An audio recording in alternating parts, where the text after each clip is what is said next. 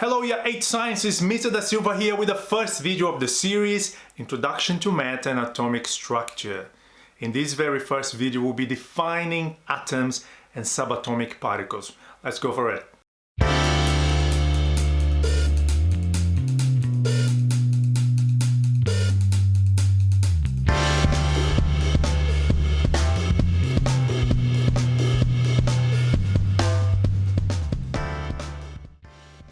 And here are today's essential question. How has the model of the atom evolved over time? So I encourage you to stop the video now and copy that on a new page of your workbook. And here is our very first concept for this topic. The atom is the smallest stable particle of matter that cannot be divided using a chemical means. And please have a look at that. I highlighted smallest stable particle of matter. And you might be asking, how has this theory of atoms evolved over time? Well, it all started with the Greeks.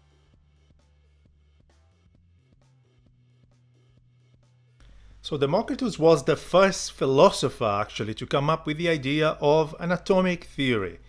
His basic ideas, his basic theory consisted of 5 basic principles. The first one, that every matter contains an indivisible entity called an atom.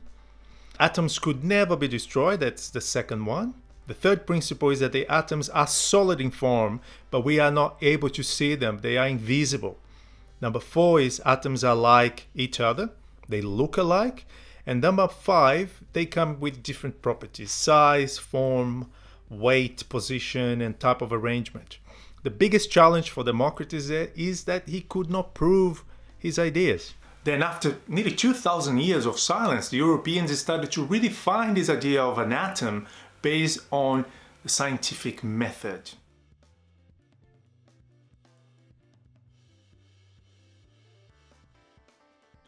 Then after Democritus, the very first scientist that started to discuss the idea of atoms was a guy called John Dalton in 1803. He came up with a solid sphere model to describe what atoms would look like. And the positive thing about that model is that he managed to recognize that atoms of a particular element differ from other elements. Negative aspect of that idea is that the atoms aren't indivisible. They are composed from subatomic particles, something that we'll discuss very soon. Then after that, we have a guy called J.J.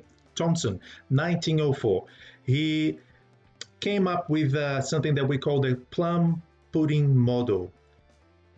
One of the positive aspects of that model is that it recognizes electrons as components of atoms, but does not recognize the existence of the nucleus.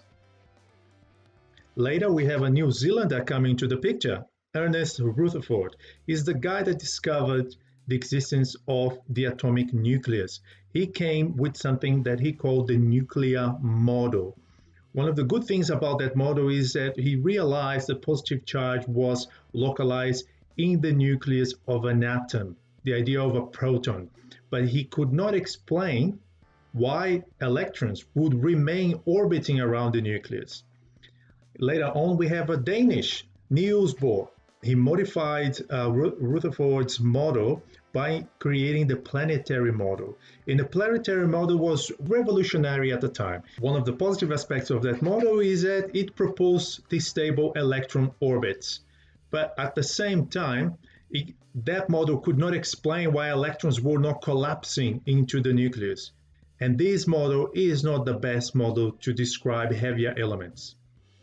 The last scientist that we will discuss here is a guy called Erwin Schrödinger. He was the first person to propose the idea of a quantum model. So when we start to discuss Schrödinger's model, we're talking about quantum physics.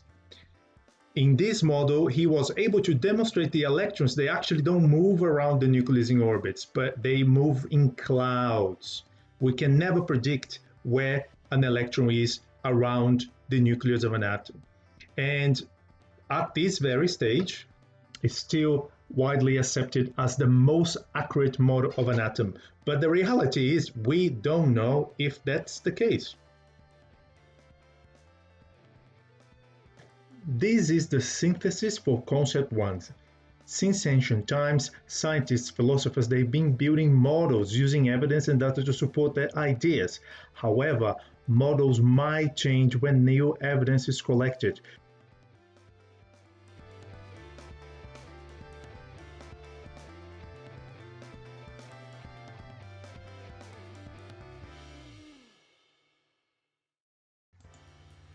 Our concept number 2 states that atoms consist of smaller pieces called subatomic particles. So I invite you to stop the video now and copy concept 2 onto your workbook. Subatomic particles are like the ingredients to build atoms. And all those centuries of research and hard work from scientists tell us that we have 3 main subatomic particles out there. The first one is the proton. It's a subatomic particle with a mass defined as 1 and charge equals to +1. So the proton is positive. Every time you want to indicate a proton in your work, you can write a P or a P+, and that will do.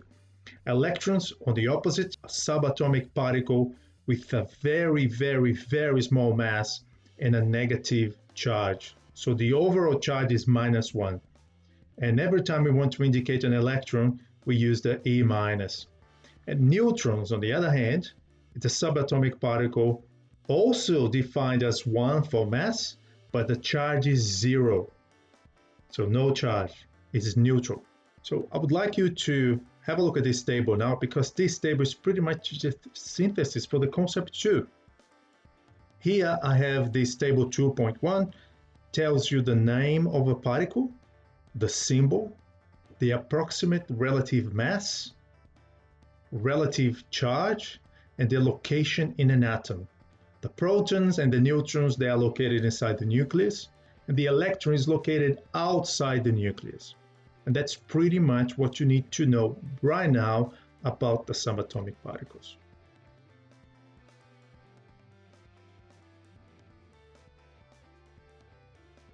I hope you are ready to undertake the first activity now. Your task is to investigate and further explore the basic properties of subatomic particles. I have a style lab activity ready for you, and it's called Lesson 1, Defining Atoms and Subatomic Structure. Class code is on the screen. I'll be available online to discuss with you all the activities that are related to this very first lesson as we progress through this term. So if you have any questions, please don't hesitate to send me a message. That's the end of today's video. I really hope that you enjoyed our very short videos and that you're ready to undertake our activities. Please do not hesitate to send me a message. You can send me a message here and we will go from there. Take care. Bye.